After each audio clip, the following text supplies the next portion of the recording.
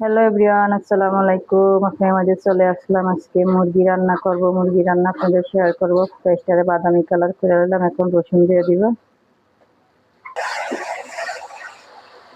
রসুনটা দিয়ে দিলাম, আদা দিয়ে দিলাম,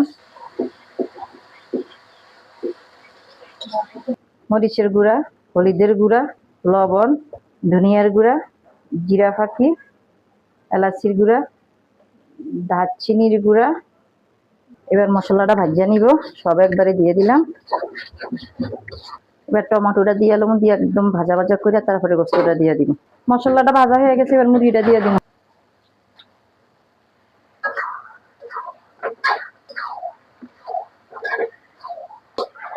মুরগিটা দিয়ে দিচ্ছি। এখন মশলাটা পুরো শরীরে গোস্তের মাখিয়ে 10 মিনিট রেখে রাখবো।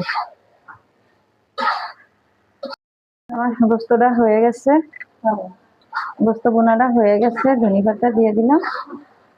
মাশাআল্লাহ, কালারটা অনেক সুন্দর। আপনারা সবাই আমার ইউটিউব চ্যানেলটা সাবস্ক্রাইব করবেন। জিরা ফাঁকি দিয়ে দিলাম।